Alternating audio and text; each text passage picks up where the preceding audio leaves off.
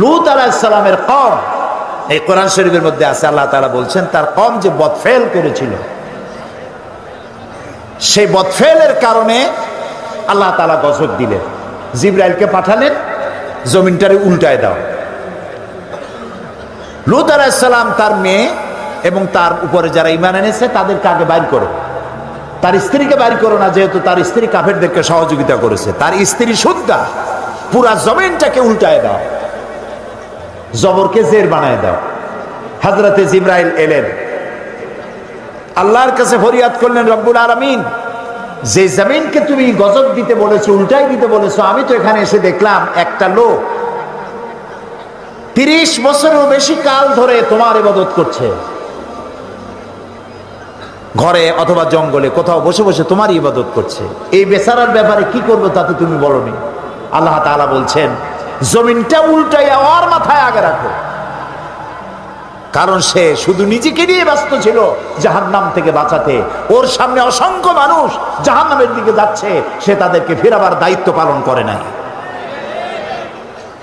প্রিয় ভাই সব, মুসলমান হওয়া এটা কোনো খেল তামাশার বিষয় নয়। গরুর গোশত খাইলাম, আব্দুল করিমের ছেলে আব্দুর রহিম, মাথায় টুপি আছে, মুখে দাঁড়িয়ে আছে, মুসলমান না হইল না।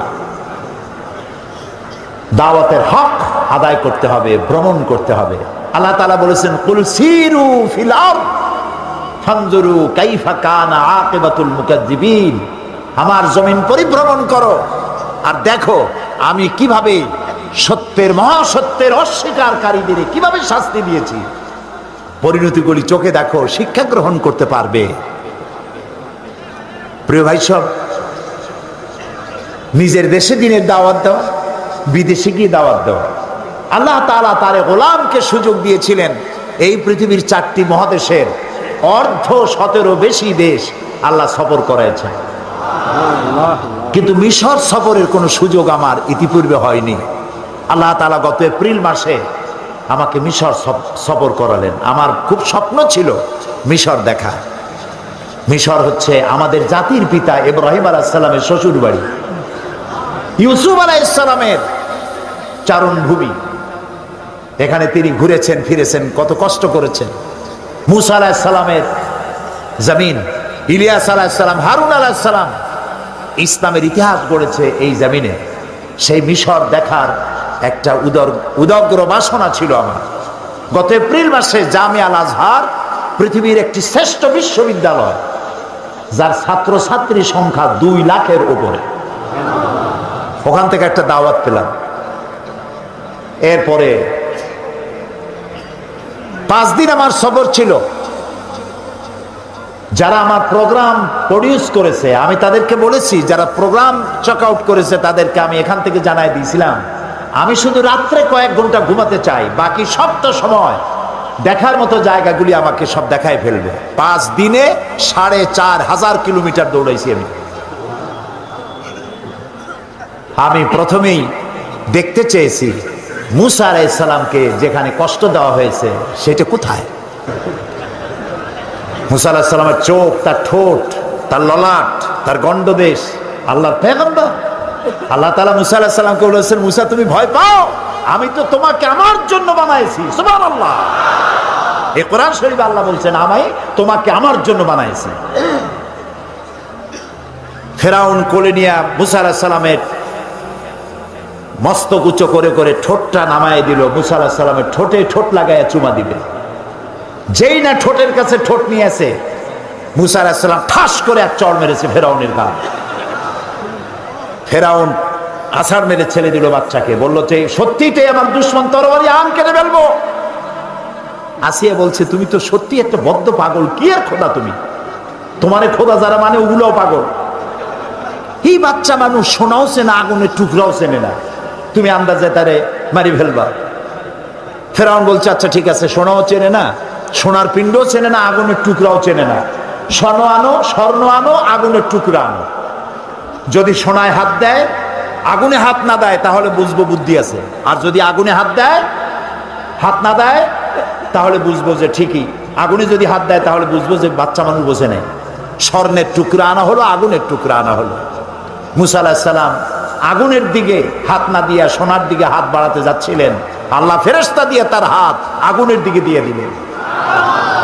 আল্লাহ তাআলা বলছেন, মুসা রে, এইরকম করে আমি তোমাকে লালন করেছি। মুসা আলাইহিস সালাম বড় হলেন, সেই জায়গা দেখলাম এবং ওখানেও চলে গেলাম। প্রায় 450 কিলোমিটার পাড়ি দিয়ে সেই জায়গায় গিয়ে উপস্থিত হলাম যেখানে মুসা আলাইহিস সালাম মাদায়েন থেকে ফিরেছেন। 10 বছর পর ফিরেছেন বউ বাচ্চার সাথে। শোয়েব আলাইহিস সালামের মেয়ে, শোয়েব আলাইহিস সালাম তার শ্বশুর, ফিরেছেন। ফেরার পথে ঠান্ডায় পড়েছেন, প্রচন্ড ঠান্ডা। এই ঠান্ডার ভেতরে তিনি তার স্ত্রী ছেলে মেয়েকে বসায় দিয়েছেন এবং সেখানে আল্লাহ তাআলা বলছেন, হযরত মুসা আলাইহিস সালাম তার পরিবর্গকে বললেন যে অন্ধকারে পড়ে গেলাম, এখন যাব কোথায়? দূরে আগুন দেখা যায় একটা গাছে। ইজরানারান ফাকালা লিআহলিহিম কুতু ইন্নী আনাস্তু নারান লাআল্লী আতীকুম মিনহা বিকাবাসিন আও আজিদু আলান নারি হুদা। তিনি যেটাকে আগুন দেখে মনে করেছিলেন যেটা আগুন, তিনি বললেন তোমরা অপেক্ষা করো, আমি আগুনের কাছে যাই, হয় আগুন আনবো আর না হয় আমাদেরকে আল্লাহ, আমি একটা রাস্তা পেয়ে যাব কোন পথে আমরা যাব। ফালাম্মা তাহা নুদিয়া ইয়া মূসা ইন্নী আনা রাব্বুক ফাখলা'না আলাইক। আগুনের কাছাকাছি যিনি যখন হয়েছেন, আগুনের ভিতর থেকে আওয়াজ এলো, এটা আগুন টাগুন কিচ্ছু না, ইন্নী আনা রাব্বুক, আমি তোমার রব, আমি তোমার আল্লাহ। ফাখলা'না আলাইক, জুতা খুলে আসো। ইন্নাকা বিল ওয়াদিল মুকাদ্দাসি তুয়া, তুমি তো পবিত্র উপত্যকায় পৌঁছে গেছো। ওয়াদি আরবিতে বলা হয় ওয়াদি, বাংলায় বলা হয় উপত্যকা। দুই পাহাড়ের মাঝখানে সমতল জায়গাকে উপত্যকা বলা হয়। আমরা সেখানে গেলাম। উপত্যকায় ওয়াদি মুকাদ্দাসে যাওয়ার আগে আমার এই আয়াত মনে পড়েছে। আল্লাহ তাআলা বলছেন ফাখলা'না আলাইক ইন্নাকা বিল ওয়াদিল মুকাদ্দাসি তুয়া। মুসা আলাইহিস সালামকে আল্লাহ বলছেন জুতা খোলো, আমি ভরসটে জুতা আগেই খুলে ফেলেছি। ওয়াদি মুকাদ্দাসে আমরা গেলাম, সেখানে আজান দিয়ে জোহরের নামাজ পড়লাম। আর ওই গাছের কাছে গেলাম, সে গাছটা এখন নাই, কিন্তু যেখানে আল্লাহ তাআলা মুসা আলাইহিস সালামের সঙ্গে কথা বলেছিলেন সেই জায়গায় পৌঁছে গেলাম। আমার জীবন ধন্য হলো, সেই জায়গাটি দেখতে পেলাম যেখানে আল্লাহ কথা বলেছেন মুসা আলাইহিস সালাম, রুকুকারী আর সেজদাকারী, অর্থাৎ নামাজ আদায়কারী। নামাজ আল্লাহ তাআলা সমস্ত ইবাদত দিয়েছেন জমিনে, শুনতেছেন? কালেমা, হজ, যাকাত, এসব কোথায় দিয়েছেন? জমিনে।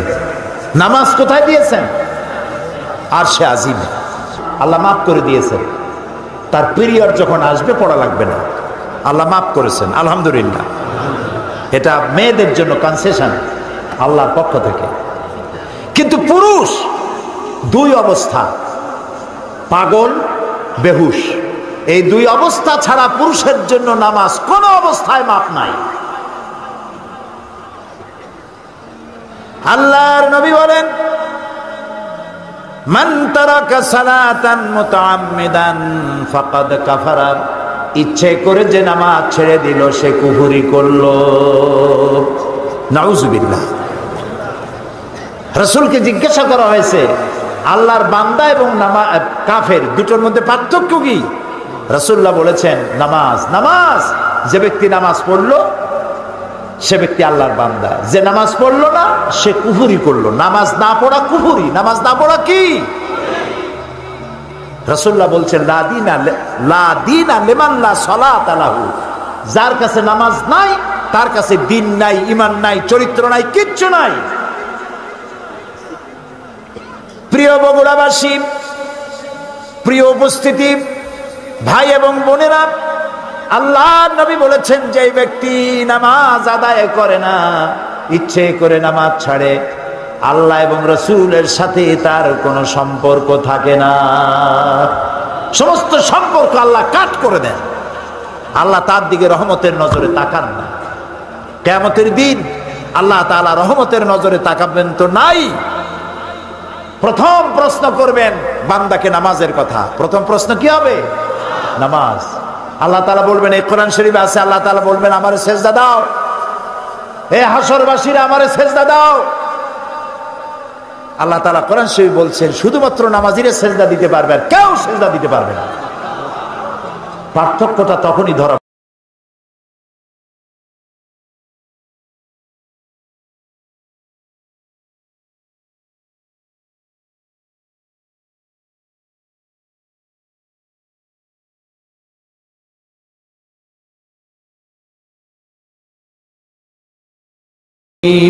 বিতাড়িত মরদুদ শয়তানের ওয়াসওয়াসা থেকে পানা চাই।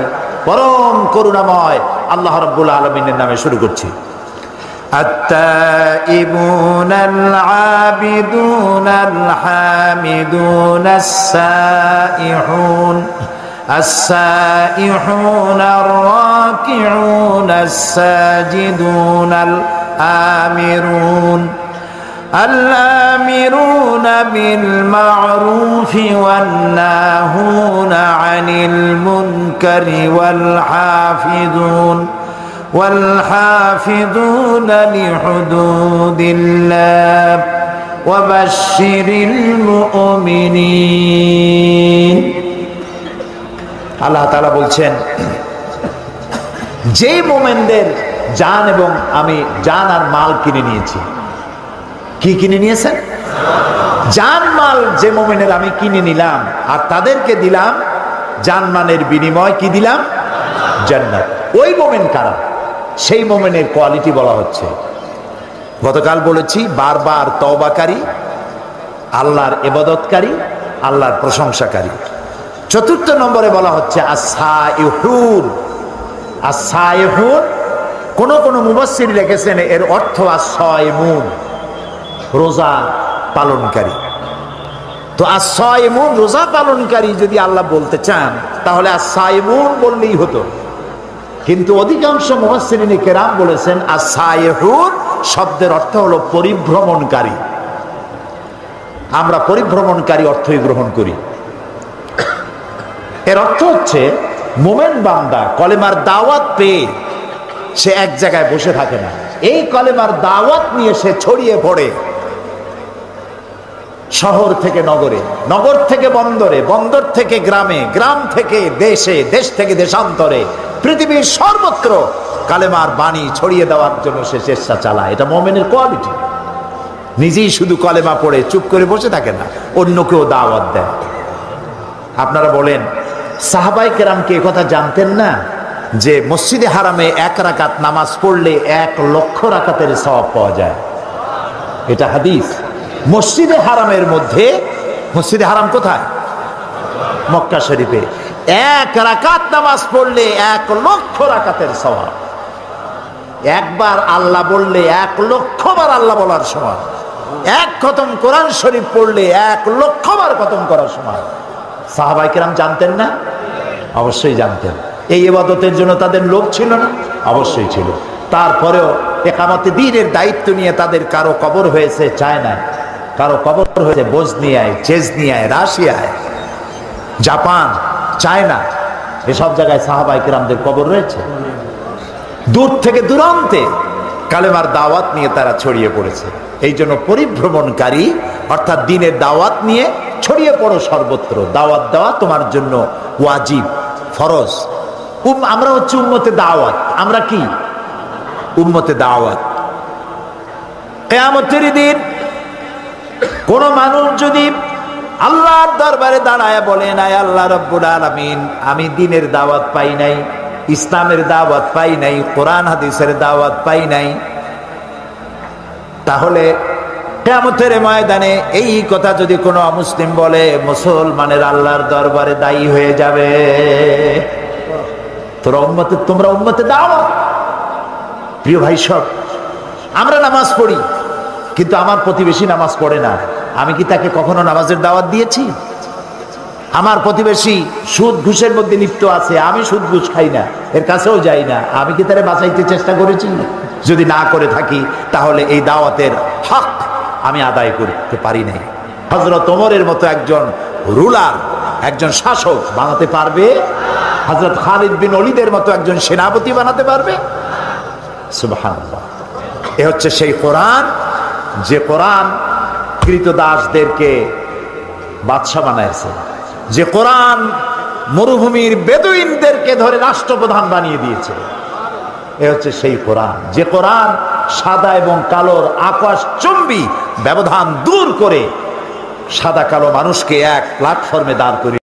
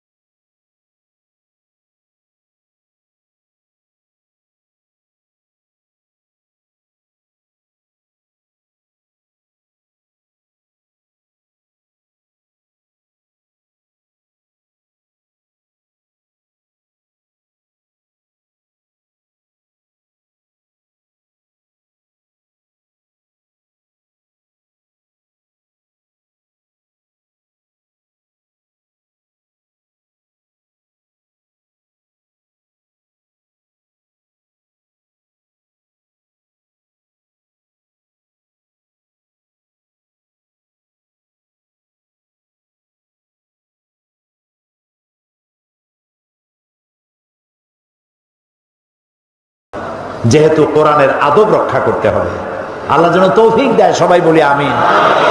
এখন বসার জায়গা নাই, যারা আমি রাস্তা থেকে এসে দেখেছি গাড়ি আনা যায় না, চতুর্দিকে লোক আর লোক।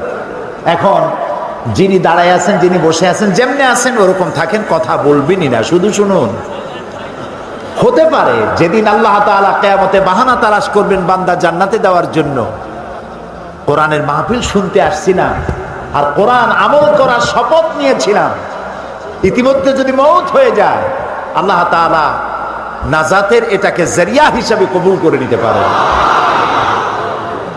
সেই জন্য আমাদের সৌভাগ্য যে কোরআন শুনতে এসেছি। আমি আপনাদের সামনে কোরআন শোনাতে এসেছি, তবে আমার তো কোনো ক্ষমতা নাই।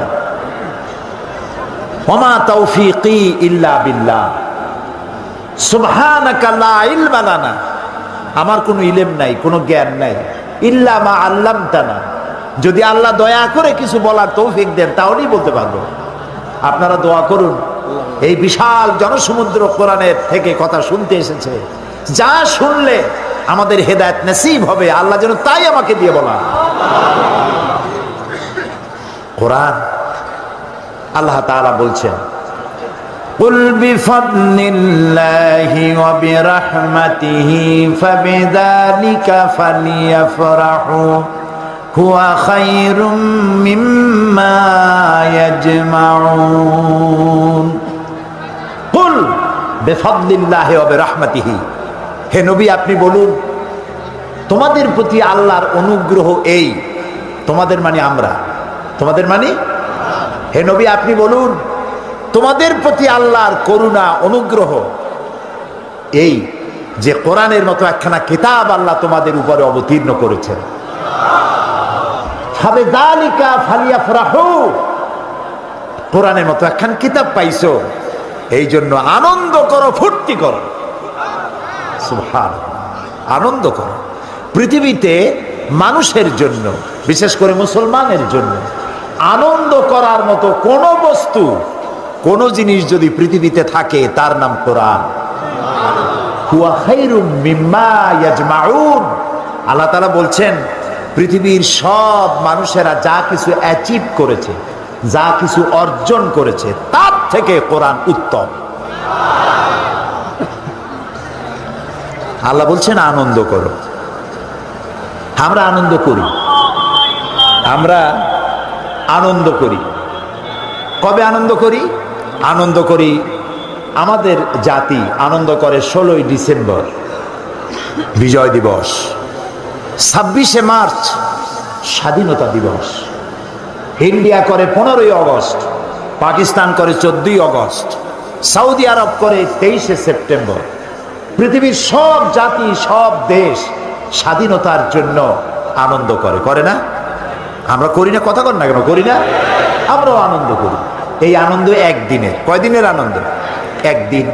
কিসের আনন্দ? একটি দেশ কর্তৃক শোষিত ছিলাম, নির্যাতিত ছিলাম, রাজনৈতিক দিক থেকে, অর্থনৈতিক দিক থেকে। রাজনৈতিক, অর্থনৈতিক নির্যাতন, নিপীড়নের বিরুদ্ধে যুদ্ধ করে শহীদ হয়ে রক্ত দিয়ে একটা দেশকে স্বাধীন করা হয়। যেদিন করা হলো সেদিন গোটা জাতি আনন্দ করে। আপনি না, আনন্দ করে। আল্লাহ তাআলা বলছেন আনন্দ, ওটা তো একদিনের আনন্দ। কিন্তু কোরআন যেদিন আমি নাজিল করেছি, খায়রুম মিন আলফি শাহর, ওই রাতটা হলো 1000 মাসের চাইতেও শ্রেয়। আলফুন, আরবিতে আলফুন মানে 1000 না, আমরা বুঝতে ভুল করি।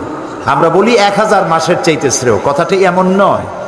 1000 যদি হয় তাহলে বলতে হবে আলফুন ওয়াহিদ। যদি 2000 বুঝাতে হয় বলতে হবে আলফাইন। 3000 বলতে হলে তালাতা আলা, আরবা আলা, খামসাতা আলা। কিন্তু সংখ্যার বিপুলতা, সংখ্যার আধিক্য যদি বুঝাতে হয়, যেমন ইংরেজিতে বলা হয় অনেক হাজার, সেটাকে 1000 বলবে না, বলবে থাউজেন্ডস অ্যান্ড থাউজেন্ডস। সংখ্যার আধিক্য, সংখ্যার বিপুলতাকে বুঝাবার জন্য এখানে আল্লাহ তাআলা বলছেন আলফুন। তার মানে হচ্ছে 1000 হাজার বছর ধরে, 1000 হাজার মাস ধরে মানবতার যে কল্যাণ হয় নাই, রমজান মাসে একটা রাত আছে, ওই রাত্রে মানবতার সেই কল্যাণ হয়েছে। কিসের মাধ্যমে? কোরআনের মাধ্যমে। এই কোরআন তোমরা যে মাসে পেলে, তোমরা আনন্দ করো। তবে সেই আনন্দ একদিনের না, সেই আনন্দ করো 1 মাস রোজা রেখে আনন্দ করো, কোরআনের আনন্দ।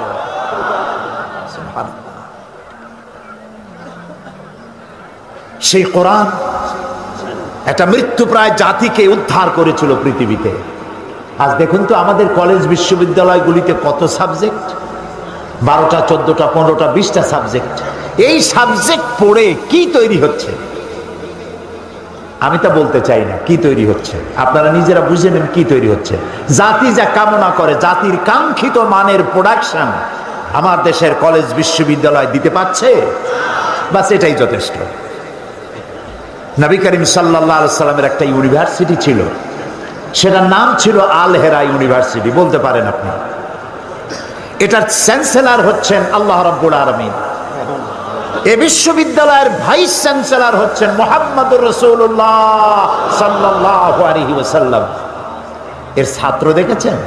এই বিশ্ববিদ্যালয়ের ছাত্র আবু বকর, ওমর, উসমান, আলী, খাব্বাব, খুবাইব, আবু মুসা আশআরী, আমর ইবনুল আস, খালিদ বিন ওয়ালিদ, খাব্বাব, খুবাইব, আব্দুর রহমান বিন আউফ, আবু উবাইদা ইবনুল জাররাহ রিদওয়ানুল্লাহি তাআলা আলাইহিম আজমাইন।